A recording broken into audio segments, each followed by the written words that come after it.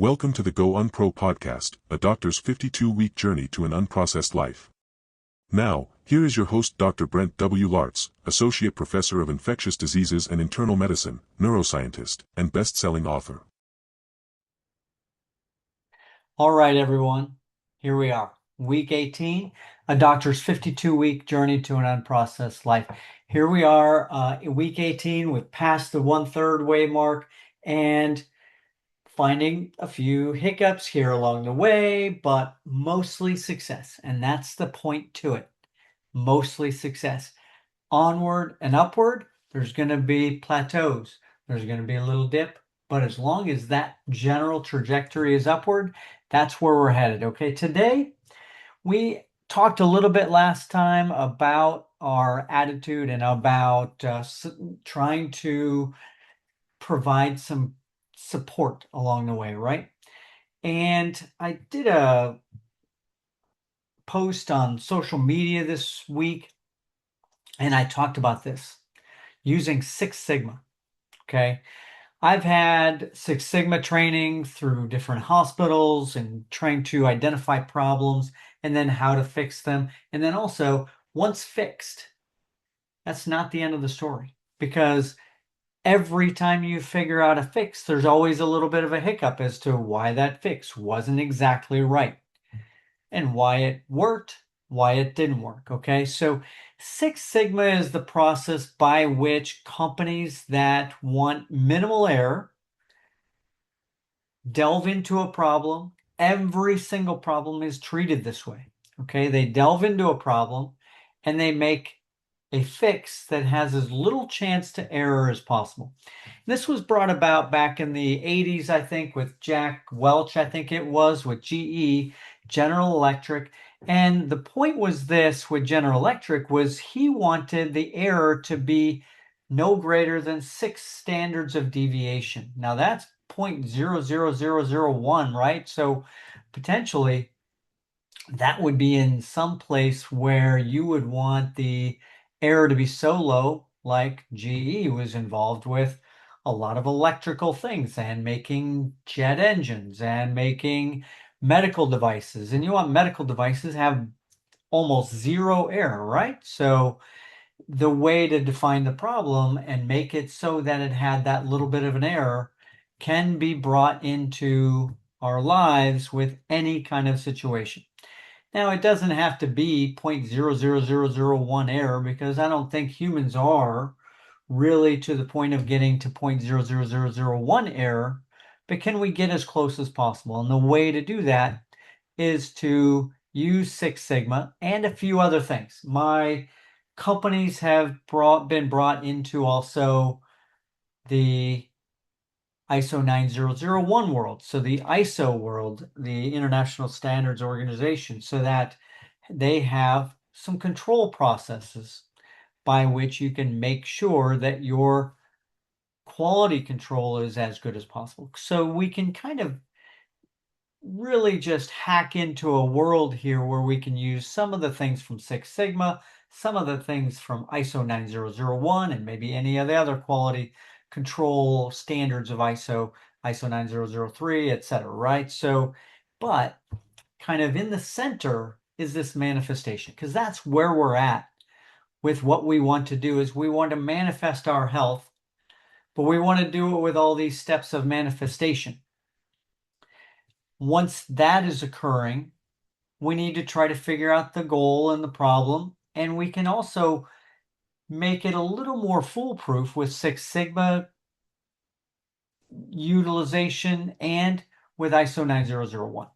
And here's the way this might work. Okay, so the kind of combination, with manifestation, you have to be clear in your vision, right? And that definition of all of your goals needs to be taken into account, because we are talking about our health, and there's multiple facets to health. We can't just say, okay, I want to be in good health. There must be multiple facets to that. So there's probably going to be multiple goals to this, right? And we have our 5 pillars. We have our 5 pillars of health. We have identifying fears and doubts for our manifestation journey.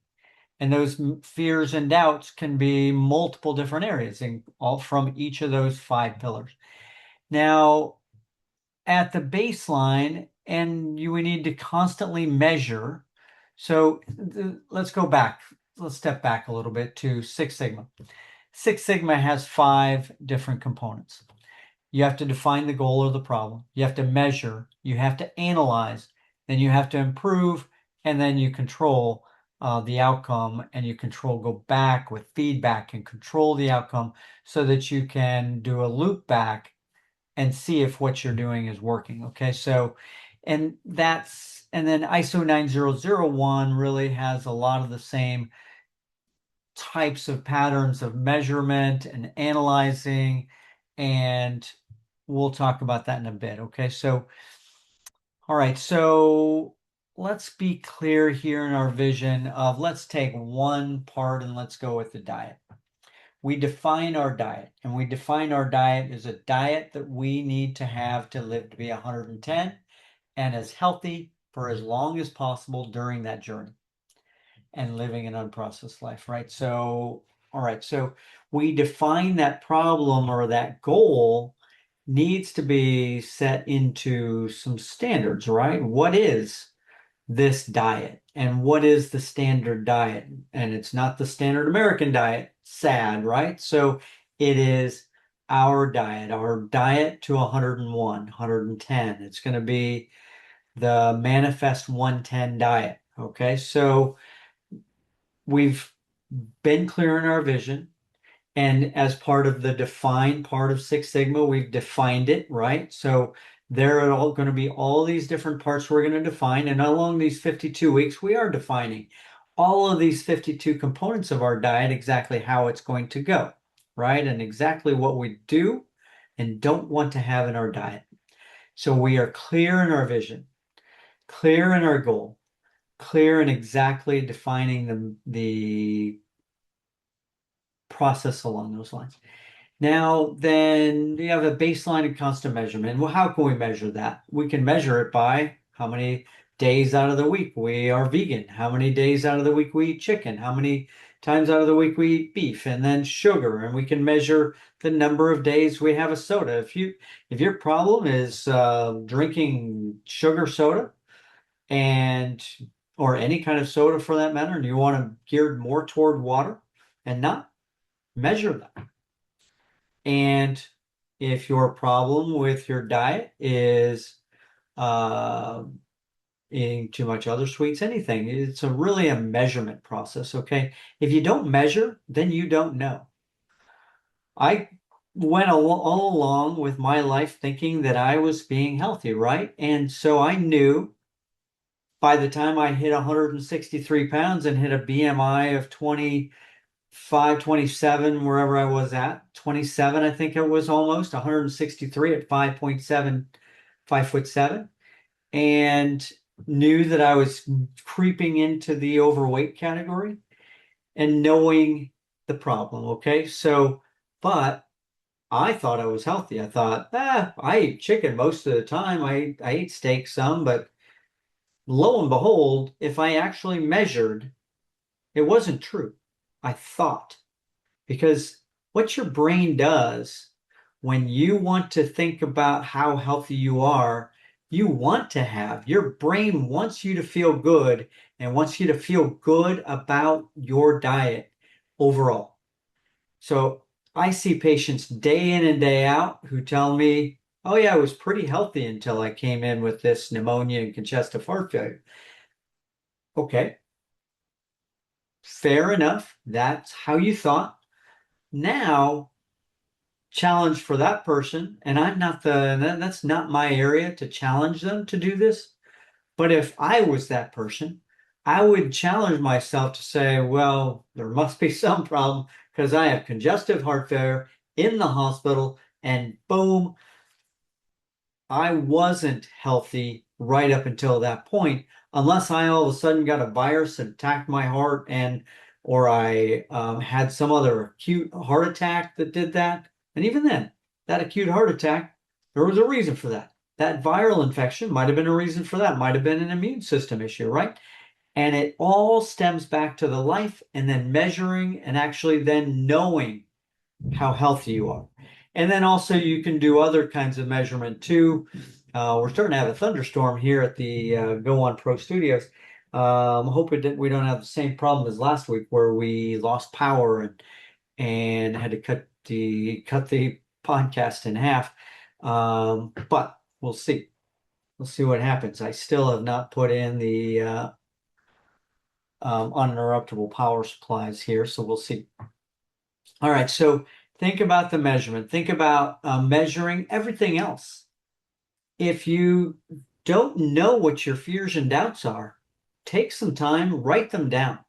Write all the possibilities down. And don't just take 5 minutes. Don't just take 10 minutes. Take an hour. Take 2 hours. Take an afternoon. Take a Saturday afternoon. Go to a coffee shop. Put some headphones on and ignore everyone. And you can sit on your phone or on your computer, but don't scroll. Delve down. Start up a document. Fears and doubts. What are my doubts about how I can become healthy? Why do I doubt that? And what limitations in my beliefs bring that about? Do I tell myself that I've always been X? And that's a common one, right? But it's not just limited to that, but I hear people say that all the time. I've always been big boned. I've always been a little overweight. I've always been a little chunky around the middle. I've always been a lover of sweets. I've always been. My mother told me I was this. My mother told me I will never amount to nothing. My mother told me I will always be just like this because she was just like this. Just because her mother was like that. Her mother told her that you will always be big boned because I was always big boned, and or Laartz's or whatever the last name is. Laartz's have always been X, whatever it happens to be.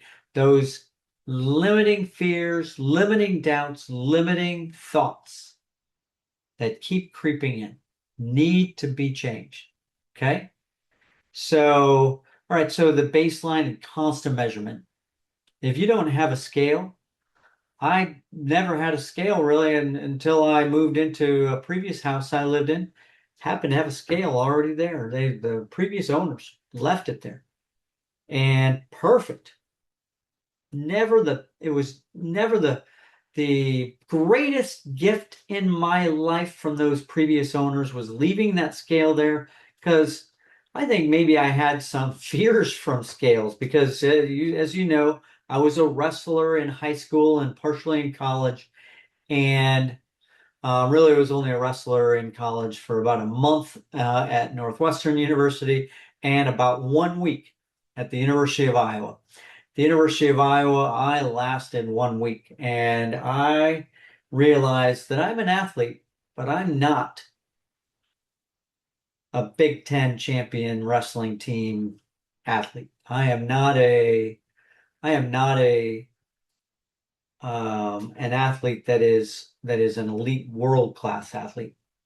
I'm in my own for exactly what I am, and I am great with that. Okay, so I realized that. But as you know, with wrestling, cutting weight is an issue.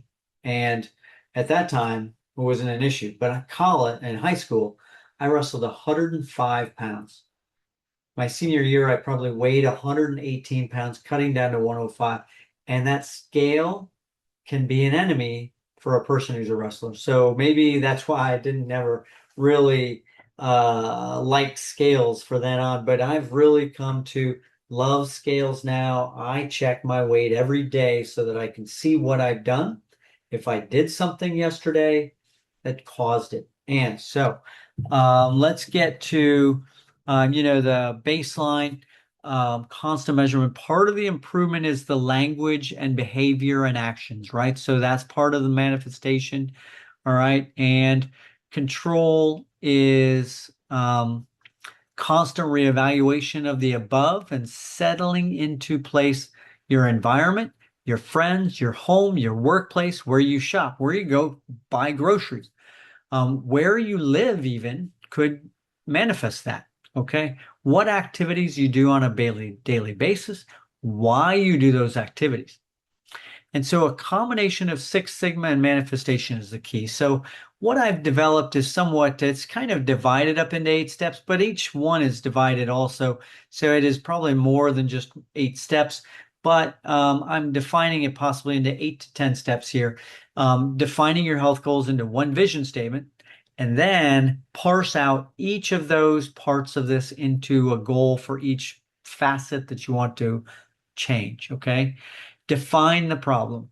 Subdivide this also into 5 pillars and define the goal for each of the 5 pillars. Identify the problems in each of the 5 pillars, the impediments, the obstacles, the limiting beliefs, environmental factors that would sidetrack the goals. Okay, so that's defining the problem.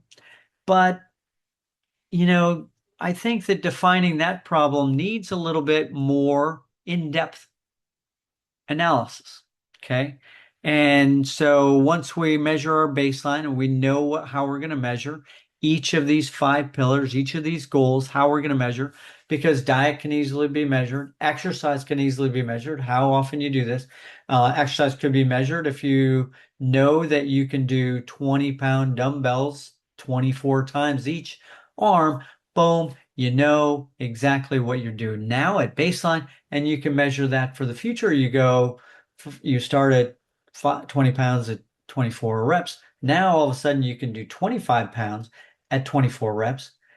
Boom, now you've got an improvement. And so you measure that, and that's the key. Okay, so all right, so the other parts of measurement, it's not just about the scale. There's so many ways to measure each of these. You can measure your sleep. You can measure how long you sleep each day. You can use an Oura ring. You can use a watch. You can use habit tracker, like I do, a scale. You could use other more scientific, more specific and detailed measurements, such as a DEXA scan, which I've never done yet, but will be doing soon along this 52 weeks. There are a lot of other ways to do it.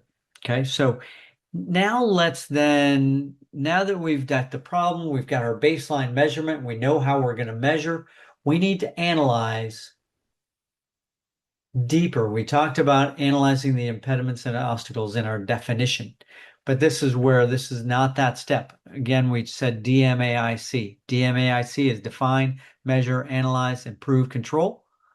Okay, here's where we analyze.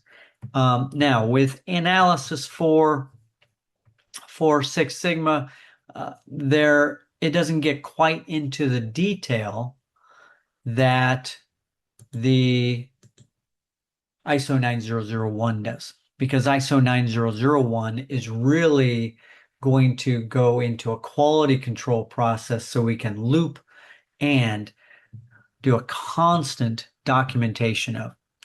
All right, so there are a few things with ISO 9001. There's SWOT and ROPR matrices. The SWOT is the most common. SWOT is SWOT. It's strengths, weaknesses, opportunities, and threats. So the first part, the first 2 is going to be your strengths and weaknesses set side by side.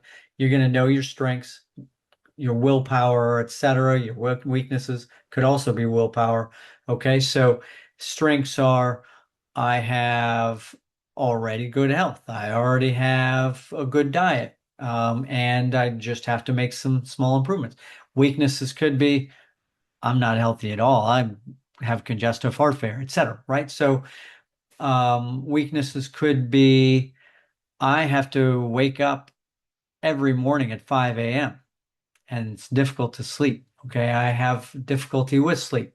I have difficulty with my exercise. I never exercise. I have this limiting belief that I am not an athlete and therefore I can't do this.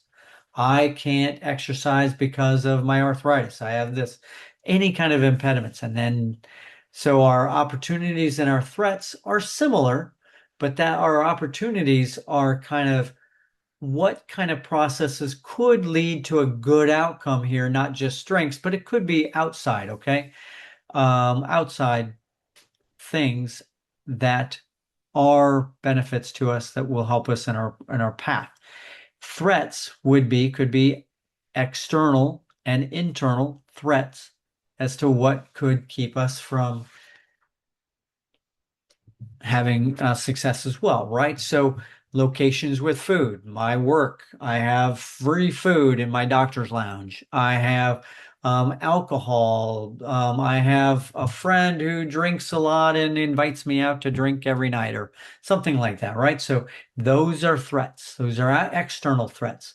There might be some internal threats too, but these are things that we need to think about. Sleep deprivation. I already have sleep deprivation, and next week, I have a deadline to make a lecture for my medical residents, and therefore I need to do that. I need to stay up after work. And I did that earlier this week. I stayed up until 2 a.m. making a lecture. Still had to wake up at 5:30 a.m. to get to work, and therefore had sleep deprivation one day. Boom, there's a threat, right? Plastics. Plastics are all around us. Those threats are everywhere, right? For plastics, lack of time for exercise, etc., right? So there are external threats, internal threats, external opportunities, internal threats, or internal opportunities. Then there's the ROPR. This is a similar thing, but can also be utilized because there might be the ROPR's risks, opportunities, parties, interested parties, and regulation. Not sure how we're going to bring regulation into this. That's oftentimes like legal things with a business, right? And my manufacturing business had regulation by the FDA and et cetera that I needed to account for. But maybe we could regulate our own life. And so our risks could be something similar to all of the threats that we have, but risks could be different things. So opportunities, similar to what we already did with the SWOT analysis. Interested parties might be interesting because this might be similar to any kind of opportunity and threat and a strength and weakness of interested parties. You might have a partner, you might have a pet, you might have a mother who wants you to eat her homemade apple pie and it's got butter in it. You don't want that butter. So these interested parties gather your friends, all of your friends and your relatives and people who are there on a daily basis, including customers and potentially if you have customers that you have to take out to dinner every Wednesday night or something like that, and think about what they like and how that's going to affect your ability to get exercise, get sleep, get a better diet, etc. Now, so that analysis, once that's done, needs to set you on an improvement path. Okay, so now you are in the I portion of this. Okay, it is about improvement. It is setting monthly attainable goals, knowing what those each risk, each threat, with each opportunity, each strength, each weakness, what's going to impact you, and how best to then mitigate that, right? So and then we start using, if we're improving now, we need to use the psychology and language and behaviors and actions to follow those goals along with this manifestation goal. Okay, so manifesting is not just speaking the language and having some behaviors, it is acting. Okay, so manifestation, I think, my daughter has this, and my son too, have these ideas of what manifestation is, and it's just that a positive attitude is going to make you succeed. That's not all it is, because it's not about the positive attitude. It's not about just the language, and it's not just about being clear in your vision and measurement. It is about acting along those lines and trusting the process, trusting everything along the way, if you can more often than not succeed in your goals and your measurements and your small successes, and those small successes are larger than the little setbacks, then you're going to have success. Okay, so that's what manifestation is. And then once you are defining that, so you're defining all of this as well and analyzing what kind of language you should do,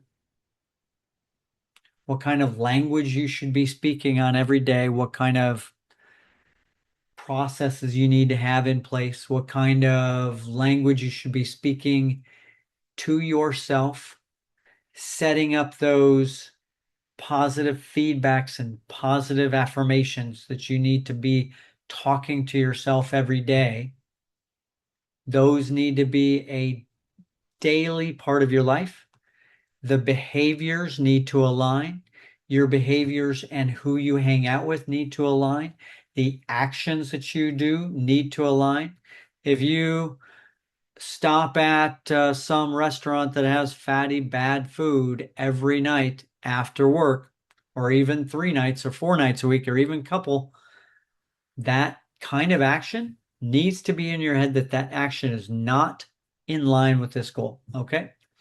Hanging out with friends, drinking at the bars, even if it's on a Saturday night, not going to affect your work or whatever.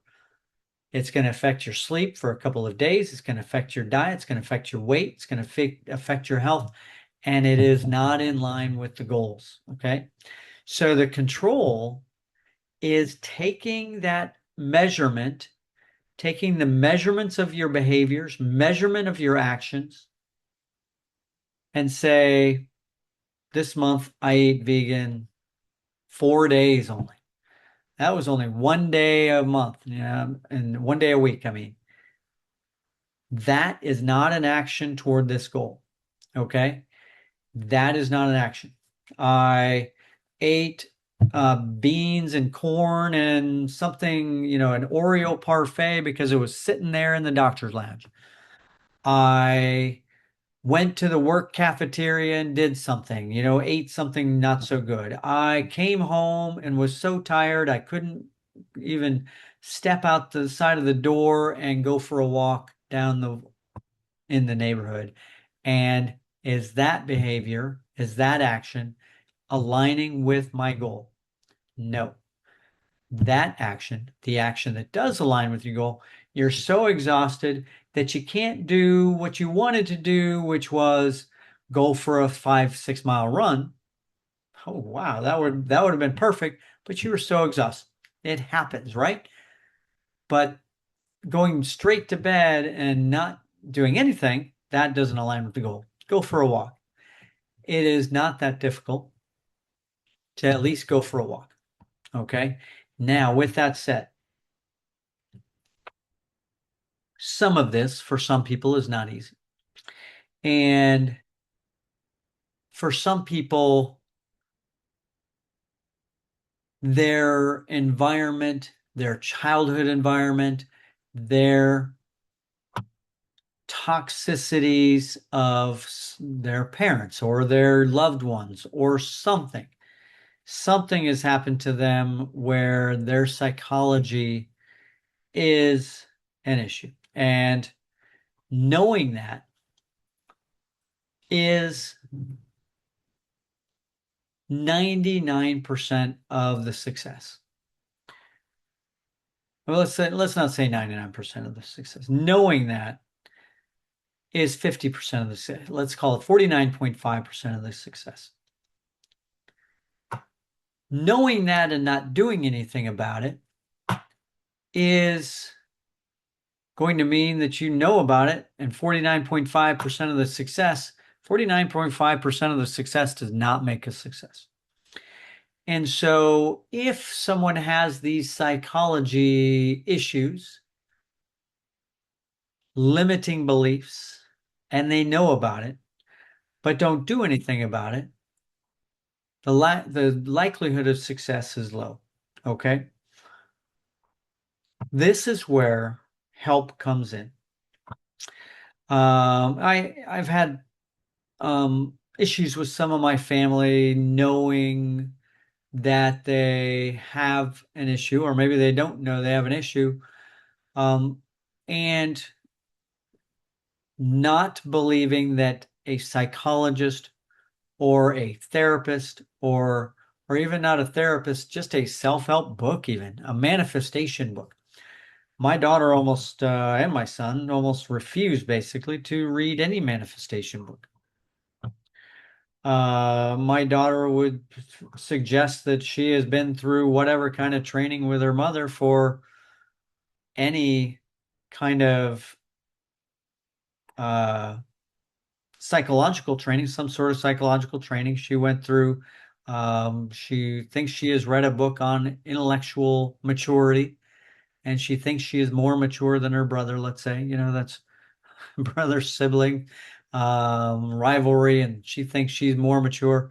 Tell you what, I think that her brother has become very mature lately and surpassed her a little bit, and she's younger, right? So, but um, I think that she has limiting beliefs and hasn't brought herself to try to think about health and help. And so until anyone accepts the fact that they may need help with that, I've accepted that I need help from others, need help from, let's say, it could be a therapist, could be someone who is going to help me, could be a books that I'm reading and research that I'm reading so that I can learn how to have better sleep.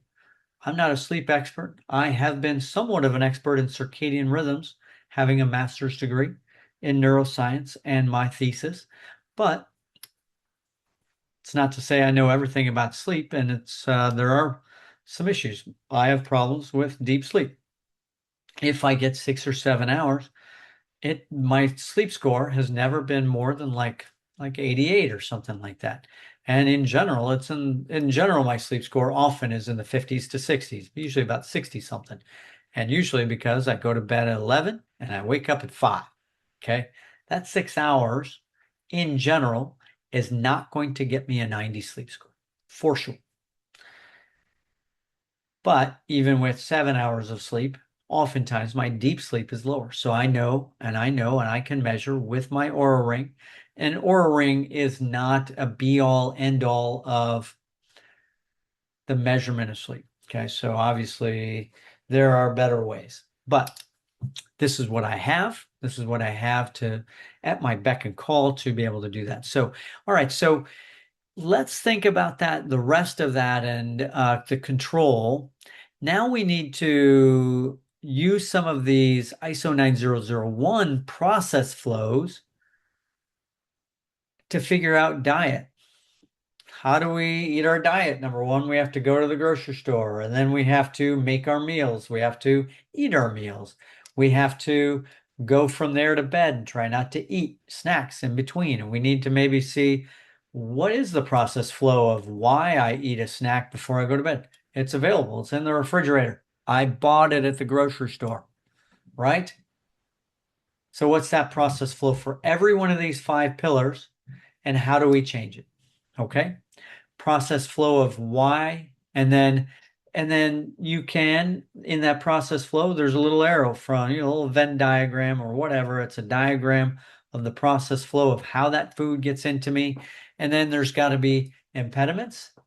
And you can also then make that control into this same kind of SWOT analysis of what I can change, what opportunities are there, what threats are there as to why, and what strengths and weaknesses as to how I can get to some improvement. And then feedback, right? The feedback of measurement is always feedback of, I've got some feedback here. You just gained a pound overnight. Okay. So, or whatever I have a feedback of what I did this week. And now I had 3 vegan days. I didn't eat any sugar. I could see the red X's or the green check marks of the days that I ate no sugar, and the red X's of where I ate sugar and they are less this week. Haven't had a single day. That feedback is important, and that control the process flow. Why did I have success? Or the other way around, why did I fail? Okay, so, but in the failures has to be some realization that there is not a complete failure. Okay, so unless you look at your whole month and see red X's the entire month, or I have emojis for my diet. If I see a cow on every single day, or a pig, or no green leaves, I use the little green lettuce leaf for my vegan days. If I don't see any of those, maybe I could be down about that a little bit. But you can be down, but know that there's success. Know that you're getting up the next day. Know that tomorrow is a brand new day, and that's where we're headed, is to tomorrow being the brand new day. Track it, measure it, and know that you can measure tomorrow and being the day, and knowing that the following day you're going to be looking back on that day to see what you did right or wrong can help you out in the process. And you need to trust the process, that overall, if you can be as healthy as you can and make the changes, that will be enough for you to live a healthy life. Okay, so let's go to this, and we've incorporated ISO 9001, and I encourage you to look up ISO 9001. I've had to make an incredible number of documents. Let me just look. And one of the things with ISO 9001 is documentation control. And every time you change things, you have to make a revision, save the old one, make a revision. You have to do your scope of work, organization, internal, external issues, an organizational chart, SWOT analysis, risks and controls, suppliers, and analysis of suppliers so that you know for sure that they are going to be quality enough, and ranking of them. So you could rank your suppliers, your grocery stores, and say, X grocery store has bad prices, but they also have bad food there. This organic grocery store has great food and lots of produce. I go to Sprouts a lot, and Sprouts has a lot of great produce at better prices. So it's a great thing. So I could do some kind of an analysis there, and that could be done. And I think overall, we all kind of do that in our head, but you can actually write this into a document and think about it and figure out what you need to do for this. Okay, so you can, let's see, make a list of your inventory of your refrigerator and look at it and say, look at this list of everything in my refrigerator. Boom. And then you can kind of make a little red marks of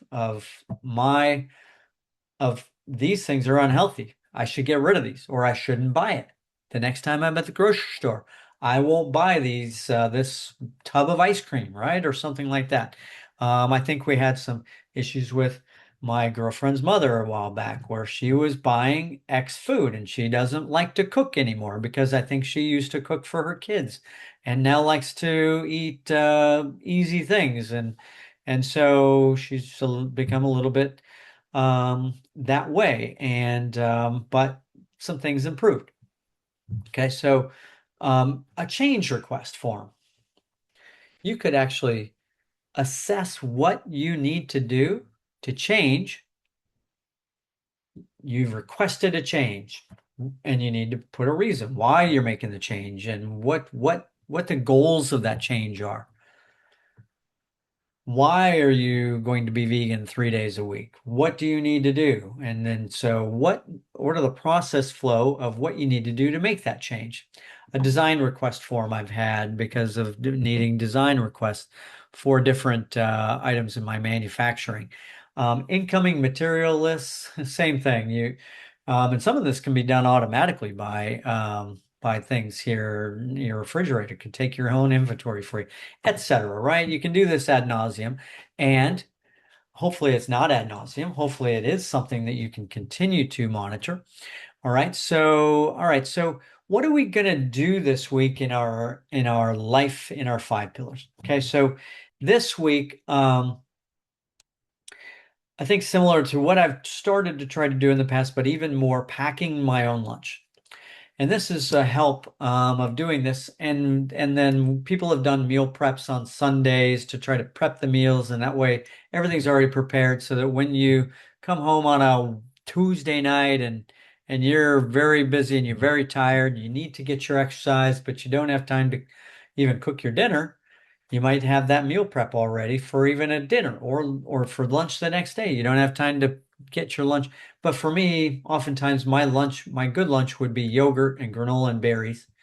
And if I'm going to have that at 2 p.m. every day, and if I'm not home from the hospitals and or wherever I'm going to write my notes, if I am not home yet to get that yogurt, I need to bring it with me because I eat dairy-free yogurt, and there is no way in heck that there's going to be much dairy-free yogurt at the hospital and the good quality that I can make myself. So, and then also I can pick my granola rather than have my granola picked for me at some cafeteria, hospital, etc. Okay, so I'm doing this even more, avoiding eating at the hospital and cafeteria, using and then monitoring that diet again, and then supplements that we're taking. As you're along this health pathway, realizing that if you are having a certain diet and you are limiting your diet and limiting, let's say, meats, then you might have to change your supplement behavior and your supplement needs because if you are going, let's say you go 100% vegan, then you can't get very good B12 or omega-3 from vegetables unless there are a few sources of omega-3, but it's not anywhere near what we need. And so you might need to get either supplements or adds chia seeds to your yogurt, which is something I do, but also getting a supplement. And if you are wanting to be vegan, you might have to have a vegan omega-3 supplement, okay, and B12 supplement because there is not much B12 in vegan food, vegan diet. Okay. This week for movement, again, previously this week I haven't had time for exercise and been pretty tired. So I need to make some time. And then also I've had some issues this week because, I have set a goal to try to do some court sports and tennis. And yet, sometimes it's kind of difficult to find some people to do those kind of things. Very easy to make time and go alone to do certain things, but court sports is not. So you need to find the people who are going to be with you for that. Okay. Sleep. This week, the problem this week, I was working into the evening. Also must wake up early. Catch up is the name of the game. So catching up on any particular day, at least one day during the week, trying to sleep in a little more. That's what I'm doing this week. Okay.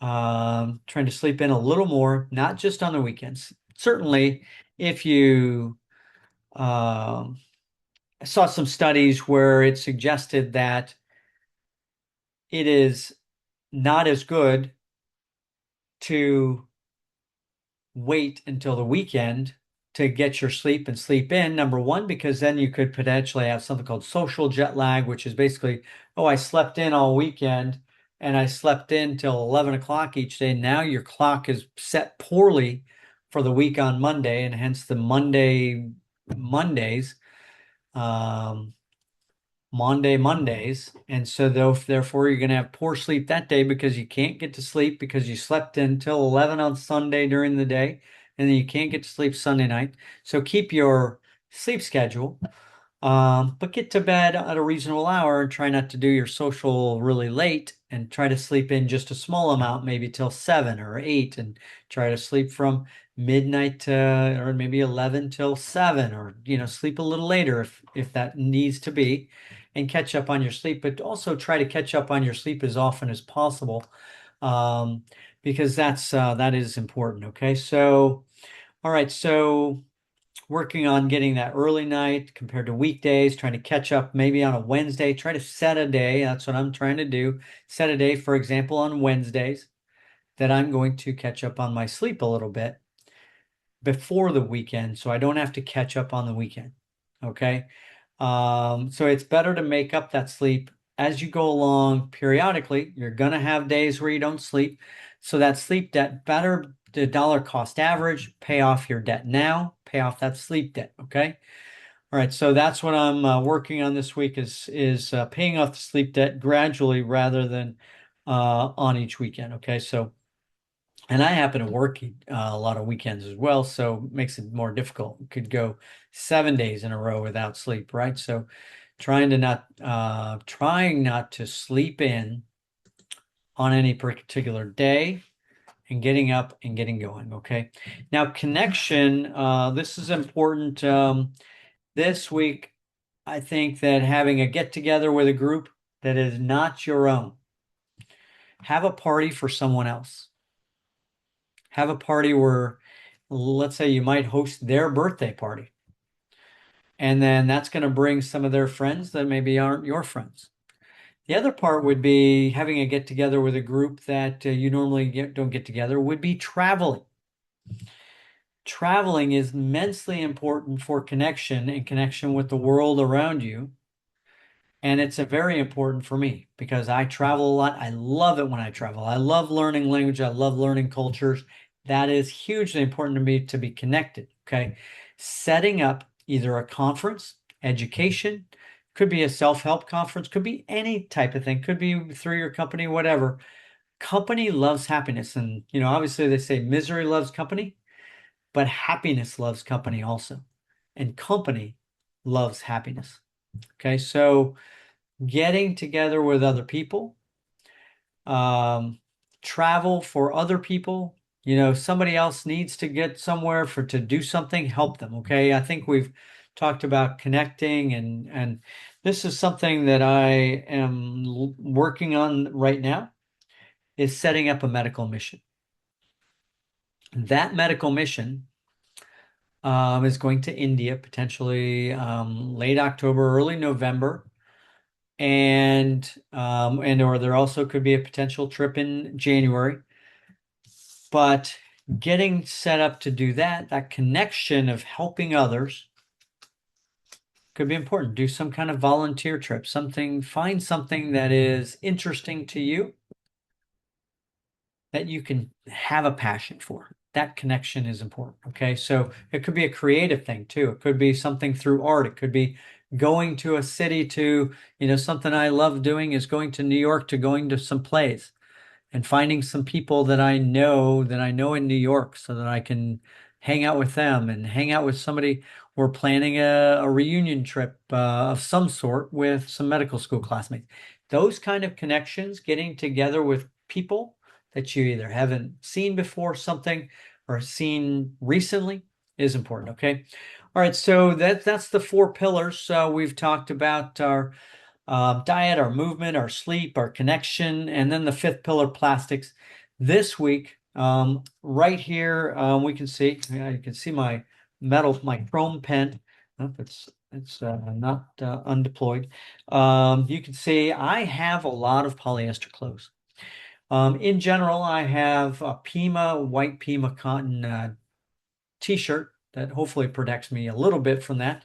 But I am looking to this next 4 weeks, this next month, the month of August and September, is going to be about my clothes. Okay, I have in the past helped myself a little bit by buying some cotton and hemp clothes, but we're going to try to do a plastic free month as far as what I'm purchasing. Okay, I'm going to try to buy 3 all cotton dress shirts, or maybe try to get maybe it could have a little hemp, but as little polyester, as little plastic in them as possible.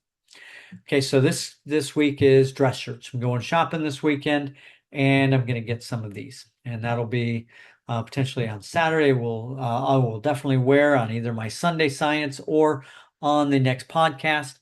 I'm going to wear these cotton dress shirts. Going to not get rid of these. my daughter bought me one of these blue shirts. This was bought by my girlfriend. Um, Try to tell people that that is your goal, to get rid of plastics, and tell them, if you're going to buy me something that is plastic free, but also has comfort, right? So one of my problems in the past has been, let's say my cotton socks that I bought, they're nice, and I wore them the other day on a pretty long run. I ran got together at a park with some people who ride bikes, and my girlfriend was going to ride bikes with some of these people that ride bikes downtown.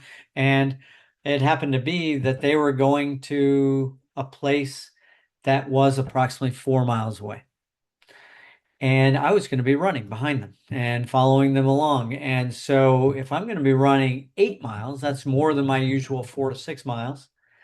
And I had cotton socks on, and these cotton socks, I occasionally get blisters. So there are some things that cotton can't quite do that some plastics can. And again, that's a limiting belief, right? So the research and the continuing to find and knowing that, trusting the process, and that there will be something that you can use that does perform almost as good as plastic is important. Or recognize that, it doesn't have to be perfect. For example, I think I talked several weeks ago, about 4 or 5 weeks ago, because I moved into this new house, started to have a yard and a driveway. And so the need to kill weeds, right? So the need to mow the lawn, the need to maybe fertilize, etc., and to use natural products.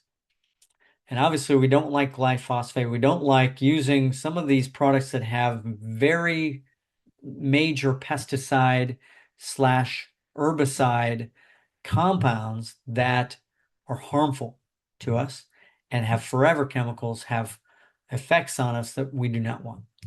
And so I started using 45% vinegar slash acetic acid. And I dilute that, obviously. I dilute that down about 4 times, 3 to 4 times. So get it down to about 10 to 15%. I'd like to try to make sure it's around 10% to kill weeds. And it doesn't actually kill the weeds, kills the leaves. So it has to be constantly continued to be applied to the weeds, and that's okay. But that's part of work. It's part of yard work. It shouldn't be, and this is why these herbicides are such a problem, is because we want something to be a permanent fix.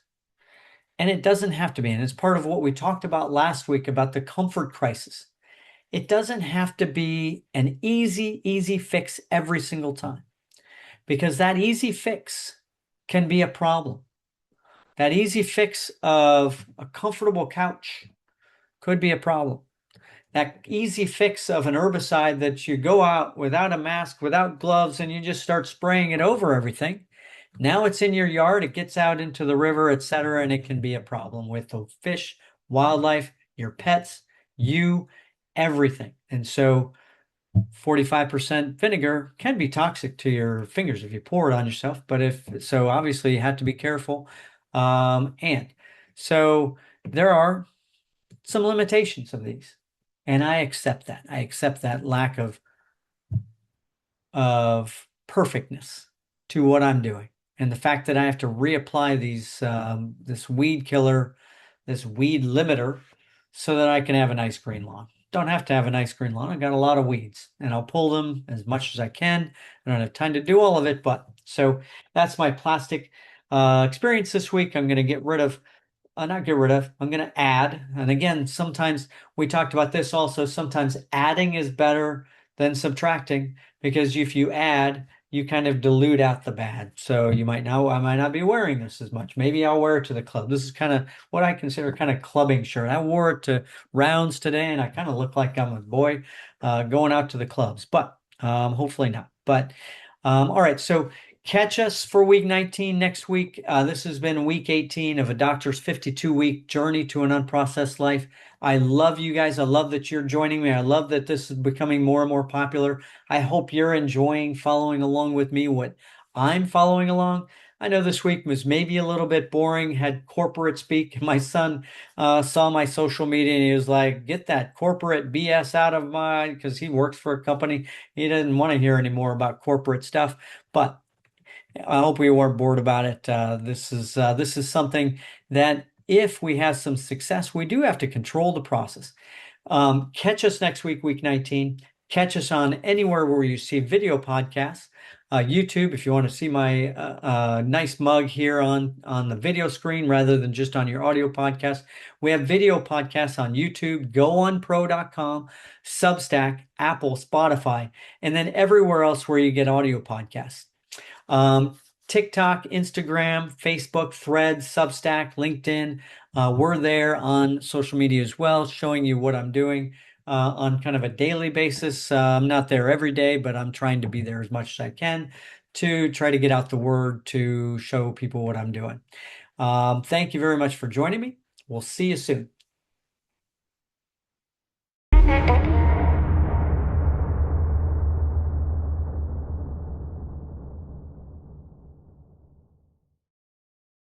This site and any information communicated within it are not intended as medical advice. The information herein is not intended as medical care, diagnosis, or treatment of any medical condition. No component of this content, including discussion or comments, shall be construed or implied as establishing a doctor-patient relationship. Before you translate or copy any of the information, diet, exercise, or products utilized herein or on any social media post to your own practice, consult your own research, physician, therapist, or nutritionist for your own health. No warranties or claims are made as to the benefits or risks of any treatments, diet, exercise, or products herein. Research any treatments, diet, exercise, or products thoroughly before trying for yourself. Referral, affiliate, or advertising fees may be garnered by this site.